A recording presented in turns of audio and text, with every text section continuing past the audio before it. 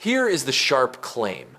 Hannibal Lecter gives himself away at the table the very first time he feeds an investigator the organ he just took, and the camera hands us the receipt. Season 1, Episode 1 shows Cassie Boyle impaled on antlers with her lungs removed. Season 1, Episode 2, Hannibal apologizes to Will with breakfast after we watch him cook those same lungs.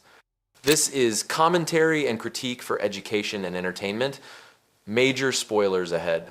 Our episode range is Season 1 through Season 3. The tell is not a line, it is a ritual. Plate, posture, provenance, dodge. Each dinner repeats the same pattern until someone finally hears what he is saying with his hands. Early engagement cue, drop one episode plus a one-line theory in the comments. Which meal first made you suspect him, and why? Freeze the first setup. The kitchen is silent, copper pot's warm, and Hannibal moves like a surgeon rehearsing. Season 1, Episode 1 gives us the copycat kill. The lungs are missing. Cut to Season 1, Episode 2. He is sautéing and plating before knocking on Will's door with a breakfast make good. The forensic logic here is simple. If your killer displays a pulmonary fixation and your colleague shows up with a protein you cannot source, that is not hospitality. That is a signature curiosity loop. If it is that blatant, why does no one at the table taste the truth? Hold it. We will pay it off with a later dinner where the sourcing question finally matters and almost costs him everything. Now widen the suspects. Jack Crawford eats with Hannibal repeatedly. Season 1, Episode 7 stages the grand dinner party. Opera on the turntable, a parade of courses, and Jack asking the one question that should end an evening, what am I eating? Hannibal answers with technique and terroir, never chain of custody. That evasiveness is the second part of the tell. A chef brags about farms, a predator brags about flavors. Pattern interrupt. If that is true, then the same dodge should recur when scrutiny narrows. It does. Season 2, Episode 1 offers a formal Kaiseki to Jack in Hannibal's home. Multiple courses, exacting knife work, no provenance. Immediately after, Jack's body rejects the meal in private. The show stages nausea as suspicion. Receipt run 1. Track the organ and the guest. Season 1, Episode 1 through Episode 2 gives us the lung to breakfast pipeline. Season 1, Episode 7 fills a room with academics enjoying offal, while the concurrent case file tallies exquisitely removed organs. Season 1, Episode 13 ends with Will accusing Hannibal after vomiting the ear he was forced to carry, and buried in that accusation is a food memory. Will is not just saying, "You framed me," he is saying, "You fed me a person." The series never drops the plate. Curiosity loop.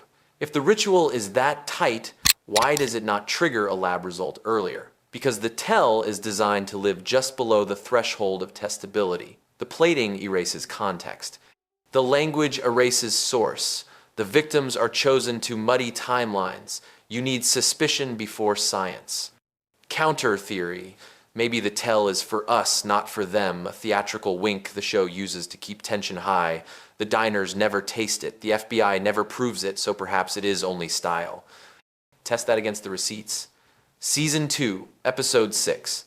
During the investigation into Beverly Katz's disappearance, Hannibal hosts another dinner party. Jack, now quietly wary, keeps a portion. He is not winking back at the show. He is running chain of custody in his head. The food becomes evidence the moment the ritual repeats. Pattern interrupt. If Hannibal is that careful, would he ever let the menu point at a fresh body? He does, and it is the arrogance baked into the ritual. Season 1, Episode 7 pairs a gleeful menu with a run of organ thefts that mimic the Chesapeake Ripper. Jack even jokes about it. Hannibal smiles. The opportunistic copycat of Episode 1 became a lifestyle. Push into the psychology. The dinner tell is not about taste buds. It is about control. Hannibal asserts authorship of the narrative by making investigators metabolize the crime.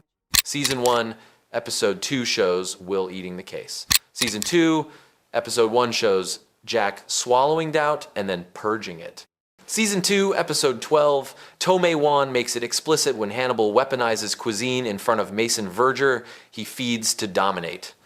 Curiosity, loop. So how does the ritual finally crack? Watch for a guest who does not play his role. Season 1 builds Will's palate as a kind of memory palace. Every time Hannibal seasons an apology, Will stores a hint. The payoff is not a lab test, it is pattern recognition. Receipt run 2. First, the tactile lie. Hannibal's sourcing is always poetic. It is local, it is seasonal, it is rare. Never, it is from a farm with a name. Second, the timing. Dinners arrive on the heels of organ-focused murders. Lung after Cassie Boyle, sweetbreads and kidneys around sorbet, elaborate courses shadowing the Ripper's return. Third, the posture. He stands slightly aside while guests taste, watching for micro-reactions. It is a diagnostic exam disguised as charm. You can see it in Season 1, Episode 7, when he hovers just long enough to read the table. Ethics line. We are not glamorizing cannibalism. We are talking craft, logic, and the psychology of a ritualized offender whose instrument is etiquette. The horror is not the knife, it is the napkin. Now pay off the opening loop. The best almost catch happens when Jack decides to treat the food as evidence. Season 2, Episode 6, after yet another immaculate service, he keeps a sample. He has learned to hear the dodge. The ritual put him there. He still cannot close it. The menu is too clean, the chain of custody too soft, but the point stands. The dinner tell is what moved suspicion from taste to process. Pattern interrupt. If the tell is the ritual, not the ingredient, what happens when Hannibal stops feeding? The show answers in Season 2's finale. He switches from host to executioner. The kitchen goes dark. When the ritual pauses, violence spikes. He is no longer hiding in civility. The dinner mask has done its job and is no longer needed. Let us humanize the motive for a beat. Micro-vignette. Picture a guest at Hannibal's table who has had a long day with the worst of the world. He pours them wine and gives them something perfectly tender. The shoulders drop. The eyes close. In that release lives his power. He is not feeding hunger, he is feeding trust, then harvesting it later. The tell is born out of the need to be the God of that small, exquisite mercy. Here is the clean synthesis. The moment he gave himself away is not a single slip of the tongue. It is a recurring, testable pattern that starts with Season 1, Episode 2's breakfast after Cassie Boyle, locks in at Season 1, Episode 7's banquet, and forces suspicion to the table by Season 2, Episode 1 and Season 2, Episode 6. The ritual has 3 parts. Serve the organ you took, refuse provenance while over-explaining technique, and watch the eater more than the plate. Once you see it, you cannot unsee it. One last curiosity loop to close. Could any other character in the series have hosted those meals and escaped suspicion? Will tries honesty and almost dies. Jack tries denial and almost dies. Alana tries faith and almost dies. Only Hannibal can serve evidence as cuisine and make it feel like grace. That uniqueness is the final tell. Punchy verdict. Hannibal Lecter tells on himself every time he cooks a case and calls it dinner. The plate is the confession. The sourcing dodge is the alibi. The stare is the test. Once the investigators learn to eat like analysts, the mask starts to slip. Type, "I saw the receipts," if you will rewatch that Season 1, Episode 2 breakfast with new eyes. Subscribe to Scene Autopsy, where we solve television mysteries with receipts.